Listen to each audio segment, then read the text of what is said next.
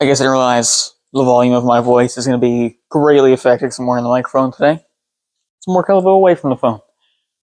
But clearly a lot has happened since my last actual video on these cars. I don't seem to be doing the updates very well, if you couldn't tell. Clearly, I'm very bad at that. But the Renesis and the 6-speed are now in the car. There's a lightweight flywheel there. Kind of sketchy clutch setup. Kind of worry about it exploding with the higher RPMs. We'll see. Worst comes to worst, I could put a Turbo 2 setup on it, or already have the lightweight flywheel and the proper counterweight. So, one way or another, something's going to go on here. But, tips for those of you that were curious about how to do the Zero in first gen. It's going to be a lot different for the FBs, of course, but I'll go over that later. One major thing I ran into, well, a few major things. First one being the oil pan. It did have to be sectioned. So I took 2/3 of the factory RX-8 oil pan and 1/3 of just some plate and a relief cylinder welded on for the oil pressure regulator that's in the front cover for the original 12As with the mounts built into it. I'll show you all this soon enough. But I had my best friend Rylan weld that. You've seen him on the channel before. He helped me paint the Volvo. I'm pretty sure he's been around before that as well. Oh, excuse me. Then there's a transmission cross member. I'll show you that as well. I didn't want to go straight across and connect it through the floorboards. One being, in case I ever go to a different transmission, which I'm sure will end up happening. You know, your boy wants to make good power at some point. It's going to happen. And, two, I don't want to get in the way of the exhaust. The Renesis likes to breathe. Some of you are going to very firmly disagree with this. The Renesis likes to breathe very, very well, like all rotaries. So I went with a 3-inch exhaust. I know, it's very large. Rotaries don't care about back pressure. Really, realistically, back pressure is a mess, but that could be a whole video in itself. Of course, every engine cares about scavenging. 3-inch will provide more than enough for that with the proper resonator / muffler setup. Whatever you really plan on doing. I'm sure I'll have a vibrant resonator and whatever muffler seems to situate itself into my position.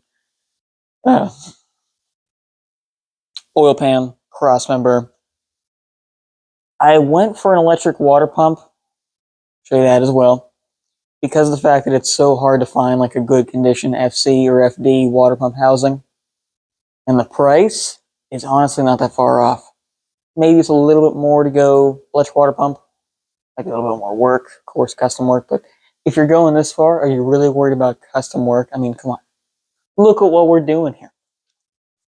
It's not a very common swap, to say the least. I mean, you don't really take the Renesis and put it in anything. Everybody thinks, oh, they're the worst rotary ever made. They're not. Different topic as well. It's actually a really good engine, honestly. But what we're looking at now is the engine and trans are finally in the car, as you can tell. Got the intake manifold adapter and intake manifold bolted up. Both Racing Beat parts. That header down there is from Speedlab. Technically also eBay. The 3-1 style, of course. I did have to cut the flange off and modify a little bit to get around the firewall. I'll show you that as well. This is a 3-core rad. And there's an oil cooler hiding way down under there. I'm going to put in the mouth of this thing. Gonna work on some mounts for that as well. I'll show you what's going on. All the oil lines I have running from the factory M18 and M16 tap ports. M16 down there. M18 up there with the oil housing. I do currently have the stock RX-8 oil fill neck on, as you can see. It's massive. It's obnoxious. I'm going to put something else on it. Just temporary. There's my electric water pump manifold. That's from Franklin Performance. That's good sauce right there. As well as this side alternator mount. But of course you can tell that plate is not theirs. I have their fancy milled plate sitting over in this box. Little white guy. I had to make this plate because there's not one made for the Renesis, no matter what front cover you have on it. Because this front iron is thicker on the Renesis than any other rotary ever made. I know, a massive pain, but you gotta do what you gotta do sometimes. I mean, that's just race car stuff. Currently running a bit of a clutch situation with clutch hose. It's not the right style fitting, and these are a pain to get apart. It's notorious for being just an absolute horrible experience. As you can tell, I have 8 AN lines. They're all PTFE, so they're good for E85 or whatever. There's a 30 micron filter right there. Whoop.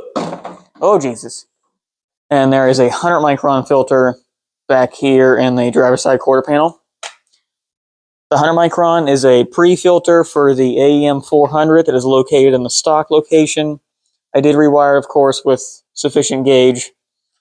I'm using a Motion Raceworks 3-inch fuel sump in the tank.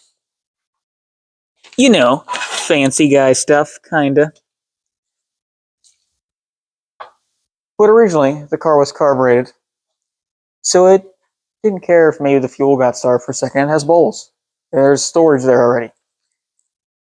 Sniper will be a little bit different. I don't want to starve the engine of fuel at all. So, we put a sump in the tank. It is not, you know, your average sump like what would be in this car's old tank, or what's eventually going to be in that. This has a fuel cell now, of course. Cobra setup looks interesting. I don't know how I feel about it. But I do really enjoy it at the same time. The spikes are aggressive, but this is a good, like, weekend cruiser look, I'm not going to lie. It fits the black and silver, too. But I'm getting sidetracked here. What am I doing?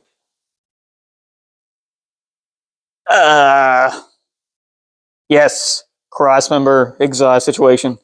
Probably have to turn flash on for this one. Because we're going to get in some tight, dark spaces. Haha. So, there's the crossmember. I know she's not too super fancy, but it was made in the garage by you boy. It's not rust over there, just a shadow for some reason. I don't know why it's... That's also because I did run out of gas, so I had to flux it for a second there, but the rest of it is TIG welded. All fancy-like, also by Ryland, because I don't TIG weld. Using the factory mounting locations for the RX-8 transmission and the factory mounting locations for the 5-speed that would come in this car on both sides. Yeah, if I can get you over there. Got some washes. Brand new starter sitting up in there all happy like, and here is the header situation I was talking about. Had to clearance it to get around the firewall. You can see that beautiful MIG welds with the stick coming through. Oh my god, that's exposure right there. Side note, I never claimed to be a professional at anything in these videos, so take with a grain of sand or salt. Some of the welds look alright, some I blew through and had to cover up, you know. Certain areas I had to cut off sections and redo them, so you'll see there's some notches that I had to fill in greatly. But clears the firewall. I don't know if you can see in the video, but it's about 3/8 of an inch, and that's good enough for me, because 3/8 makes all the difference. There's a 3-inch, there's a fancy straight tube. I'm planning on doing an over axle, but we'll see what the room feels like allowing me to do. Yeah. Next part we're going to run into, the drive shaft. This is a factory automatic RX-8 drive shaft. They have the same yoke as the manuals, but of course it is a steel drive shaft, whereas the manual is a carbon fiber one. And this is the factory 1980 SA RX-7 drive shaft. You can tell one's a little bit longer than the other. This is already about 3/4 inch too long for me, so of course I'm going to have to shorten the RX-8 drive shaft by a lot. And the flange going to the differential / axle is greatly different as well. The actual center locating ring is the same size, it's the same diameter, but the flange is a lot more widespread, whereas this is small for the little baby axle in the rear end of these things.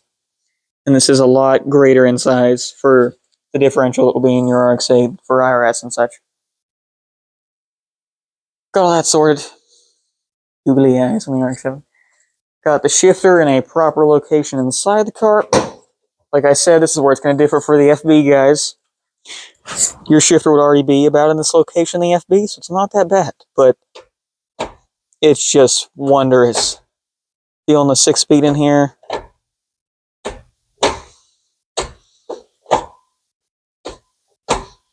I have a 6-speed knob from a Miata on here. Same thread pattern. It's just one. Of course, you have to push down and over for reverse. But that's all we got going on right now, or at least most of my updates. A lot of wiring to do, a lot of everything to do. Got the nice rad mount in here. Gonna figure out that whole situation combobulation there. The oil cooler, like I was talking about before, factory SA oil coolers are about that size. They're mounted below the rad, like you would expect, of course. It's actually that exact oil cooler right there. The FB RX-7 would be the Beehive oil cooler, which would be sandwiched underneath the oil filter.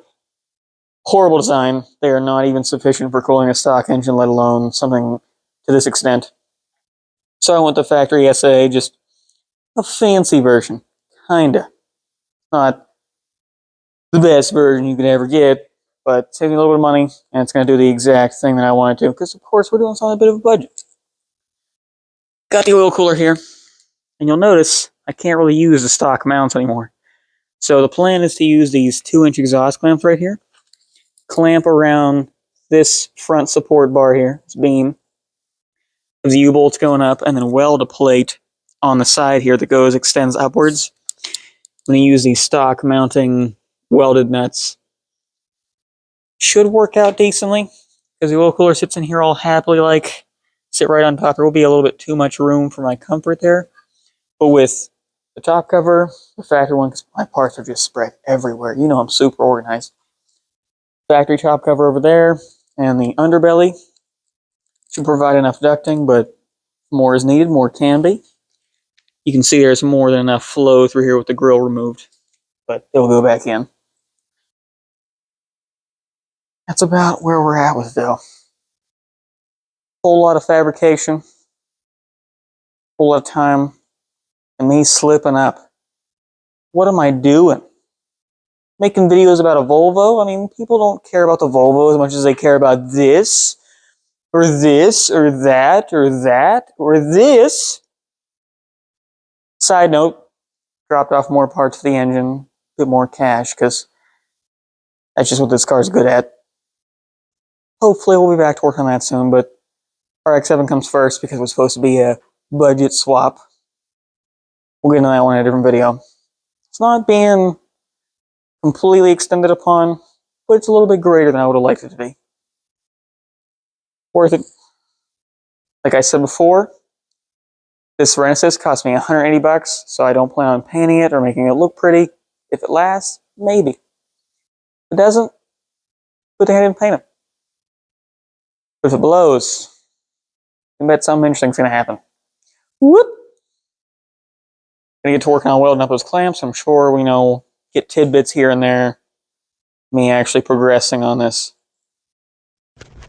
Well, we left off in a bit of an odd spot there. Of course, a lot of work has been completed. I should have probably filmed a lot of. I should have definitely filmed a lot of that. But you get real sidetracked. You get focused on the build. You're like, oh, good do this, good do it now.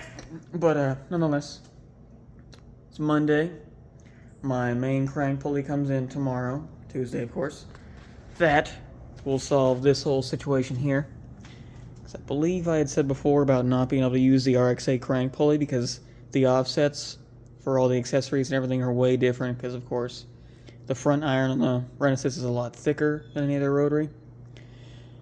Then I'll be able to finally set top dead center, get my distributor in there for now.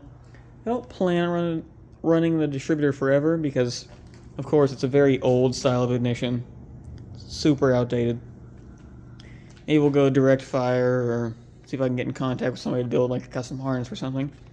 Use LS coils, because LS is the way, naturally. See if I can use some LS style coil or something. But everything I skip past. Just peek over here right quick. Got the mounts in there. You can't really see them entirely because I got them tucked along and they fit in there real nice. I like the way they sit in there. I got them powder coated satin black. Got the new oil lines made. Of course, they were a bit of an interesting task because the fittings are not direct. One is an NPT style, whereas I don't know why it's NPT. I didn't order NPT, but it came in NPT, so it's NPT. But oil lines are made. There's finally oil in the engine. Cranks over smoothly. I'm pretty impressed, even on the old tractor battery. It's ancient. But most of the wiring's done now. My new 8 gauge for the alternator. The new alternator plug going to the factory harness.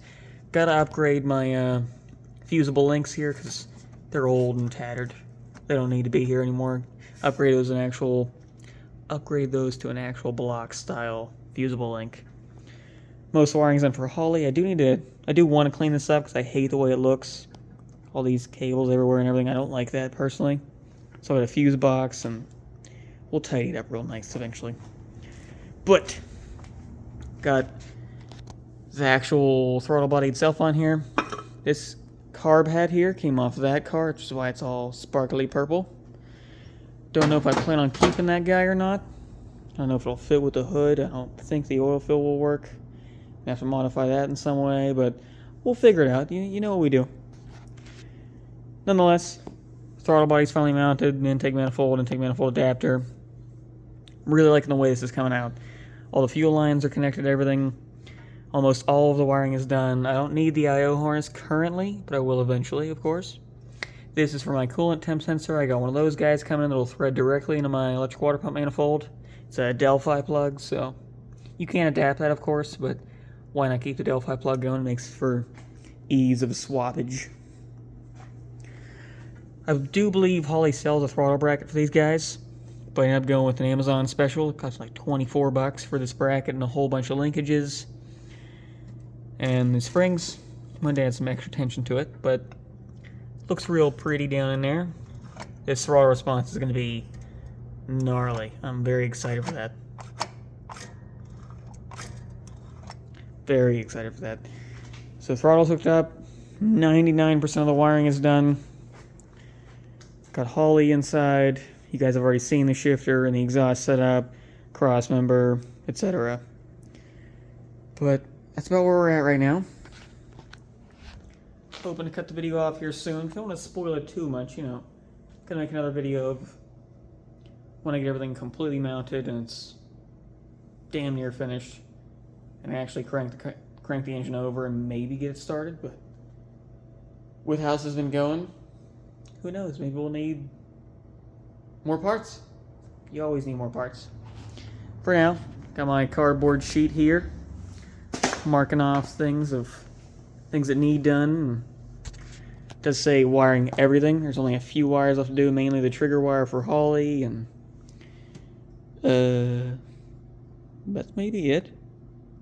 I can't entirely remember, but I'm pretty sure. Oh, I do need grounds. Definitely need grounds and a new battery. Clearly.